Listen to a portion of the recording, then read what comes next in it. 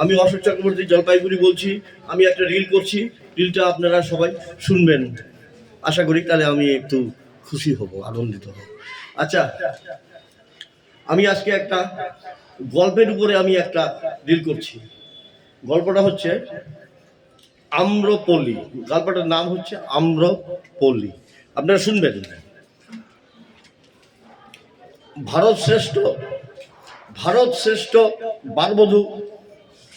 বারবধূ মানে আপনারা তো বোঝেন, সবটা আর বলতে হবে না। বারবনিতা ওটা বোঝেন, সেটার আমি বিশ্লেষণ করলাম। আম্রপলি, তার নাম হলো আম্রপলি। মগধ রাজ্যের সবচেয়ে ধনী বারবনিতা। তার কোনো কিছুই অভাব নেই, তার কোনো পয়সার কোনো অভাব নেই। হ্যাঁ, হ্যালো, সরি।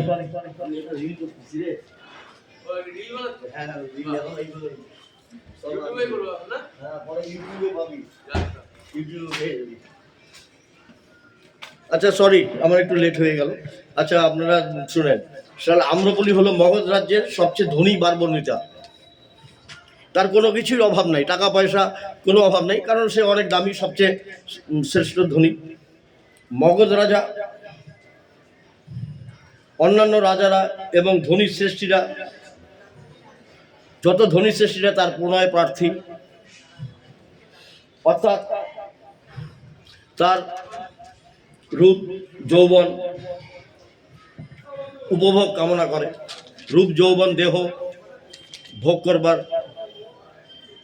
করে এবং বাসনা রাখে, সেই হিসাবে তারা ভোগ করে। এই রকম একদিন গৌতম বুদ্ধ, আমাদের এই গৌতম বুদ্ধ, ঋষি গৌতম বুদ্ধ, তার সহচর পরিবেষ্টিত হয়ে পরিভ্রমণ কালে আম্রপালির বাসস্থানের পাশ দিয়ে যাচ্ছেন। আম্রপালির বাসস্থানের পাশ দিয়ে যাচ্ছেন গৌতম বুদ্ধের সমস্ত সঙ্গী সাথী সহকারে। এমত অবস্থায় আম্রপালির একজন বৌদ্ধ ভিক্ষুকের দিকে নজর যায়। ওখান থেকে আম্রপালির ঘরের দিক থেকে সে বাইরে বেরিয়ে দেখছিল, একটা তাকালো। আমাদের চোখ তো সব বাইরের রাস্তা কে যাচ্ছে, কি হচ্ছে, একটা প্রসেশন যাচ্ছে, তার নজরটা গেল। সেজন্য একজন বৌদ্ধ ভিক্ষুকের দিকে তার খুব নজর গেল এবং তাকে পছন্দ হয়ে গেল। আমরা বলি তাকে খুব ভালো লাগলো, পছন্দ হলো। তার দেখতে সুন্দর, সুশ্রী, তার নজর, চেহারা, ফেস কাটিং এবং তার শারীরিক গঠন সব কিছুতে আম্রপলির খুব পছন্দ হয়ে গেল। যাবার জন্য বুদ্ধদেবের নিকট উপস্থিত হয়ে আম্রপলি চলে আসলেন। তাদের যে গুরুদেব বুদ্ধদেবের নিকট উপস্থিত হয়ে ভিক্ষুককে নিজের কাছে 4 মাস রাখার প্রার্থনা করলেন। বুদ্ধদেব বললেন, আম্রপলি বুদ্ধদেবকে বললেন, আমার এই বৌদ্ধ ভিক্ষুককে আমার সঙ্গে 4 মাস থাকবার অনুমতি দিন। বুদ্ধদেব প্রার্থনা মঞ্জুর করলেন। ওই ভিক্ষু অপূর্ব সুন্দরী আম্রপালির আলোয় রয়ে গেলেন। এইভাবে 4 মাস কেটে গেল। ওই বৌদ্ধ ভিক্ষুক ধ্যান প্রার্থনা যোগে সর্বদা রত হইতেন। সে ধ্যান করতেন, প্রার্থনা করতেন, যা সন্ন্যাসীরা, ভিক্ষুক মানে সন্ন্যাসীরা করে থাকেন, সেটাই করতেন। এরই মধ্যে একদিন আম্রপালি বহু চেষ্টা করেও তার মধ্যে কোনো কামনা জাগ্রত করতে পারলেন না। সেই যে বৌদ্ধ ভিক্ষুক, সে তার দীর্ঘ সময়ের মধ্যে তার ধ্যান, যোগ এবং সে পবিত্র গ্রন্থাদি পাঠের এমনভাবে মগ্ন থাকতেন, সেখানে আম্রপালি বহু চেষ্টা করার পরেও সে কোনো কামনা জাগ্রত করতে পারলেন না ওই বৌদ্ধ ভিক্ষুকে।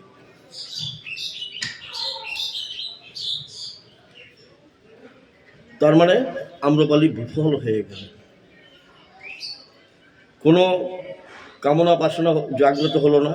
4 মাস শেষ হয়ে আসছে, আম্রপালি বিফল হলেন। তাকে ভোগ করার যে কামনা বাসনা করে তাকে নিয়ে এসেছিল, সেটা তার পূরণ হল না। 4 মাস শেষ হওয়ার পর বৌদ্ধ ভিক্ষু আম্রপালির নিকট গুরুদেবের কাছে যাওয়ার জন্য প্রার্থনা করলেন।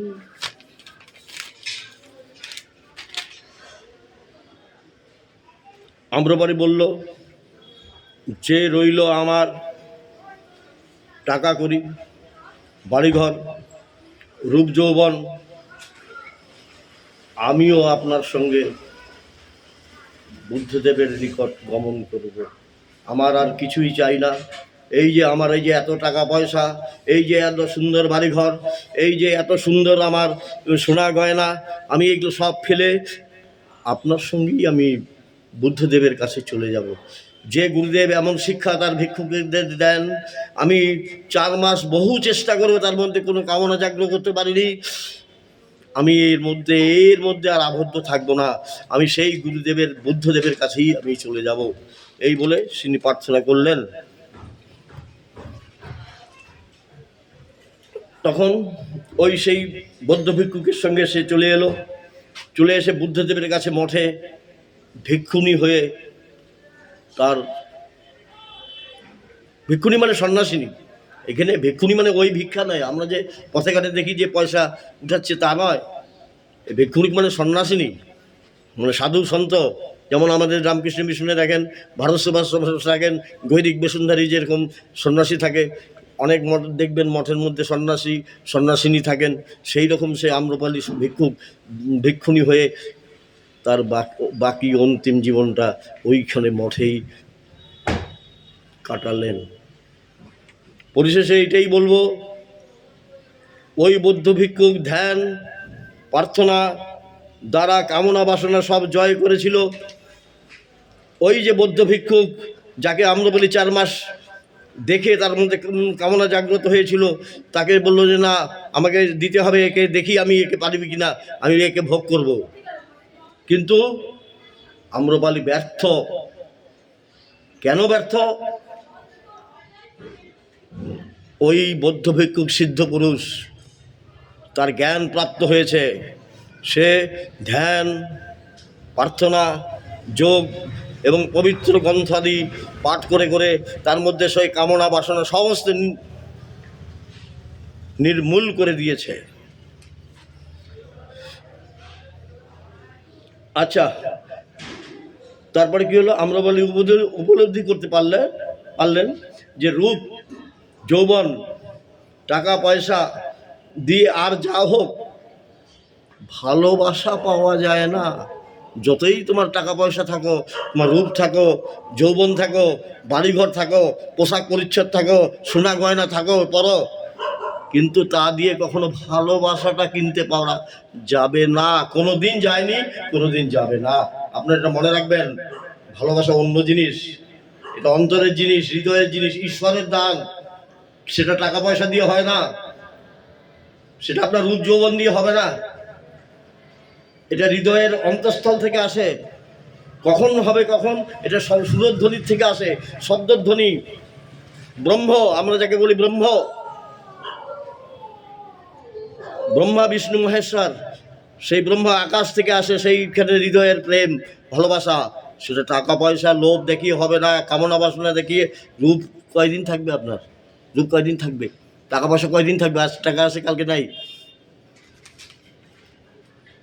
সেই জন্য সেই আম্রপালি বুঝলেন যে আমার এই রূপ যৌবন দিয়ে এতদিন যে রাজা জমিদারদের বদ্ধ করে রাখতাম, সেটা সঠিক পথ নয়। তাই সে গৃহত্যাগী হয়ে সন্ন্যাসিনীর পথ ধরল। রূপ যৌবন, মনে রাখবেন, রূপ যৌবন শুধুমাত্র ক্ষণিকের অতিথি। মানুষের জীবনে ক্ষণিকের অতিথি, আজ আছে কাল নেই। কালকে একটা অ্যাক্সিডেন্ট হলো, আগুনে পুড়ে গেল, আপনার মুখ বিকৃতি হয়ে যাবে, ঠ্যাং খোঁড়া হয়ে গেলে আর হাঁটতে পারবেন না অ্যাক্সিডেন্টে, তো সেটা কেউ বলতে পারবে না। কাহারও রূপ যৌবন চিরকাল এক প্রকার থাকে না। সেই জন্য বলছি, রূপ যৌবন টাকা পয়সা নিয়ে কখনো গর্ব করবেন না। সবসময় পবিত্র ঈশ্বরের ধ্যান করুন, যাতে সিদ্ধি লাভ করতে পারেন। কেউ যেন আপনাকে টলাতে পারে না। আহারও তাই। আহার মানে আপনার জিহ্বার সংবরণ করতে হবে।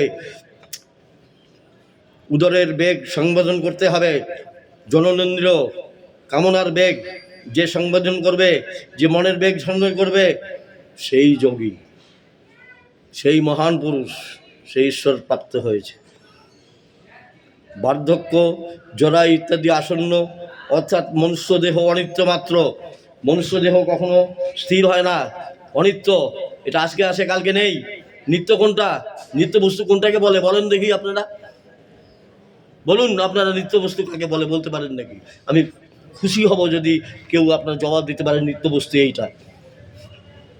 আমি পরিশেষে উত্তরটা বলে দেবো, নিত্য বস্তু কোনটা আর অনিত্য বস্তু কোনটা। দেহ অনিত্য বস্তু, যে কোনো আসে, যে কোনো কুকুর, বিড়াল, গরু, ছাগল, এরা সব অনিত্য, এরা থাকবে না। গাছপালা এগুলো কেউ থাকবে না, এগুলো সব অনিত্য। নিত্য বস্তু কোনটা? যেটা চিরকালীন থাকবে, 100 বছর, 200 বছর, 500 বছর থাকবে। যেমন জল, নদী, যেমন জমি, যেমন আকাশ, যেমন বাতাস।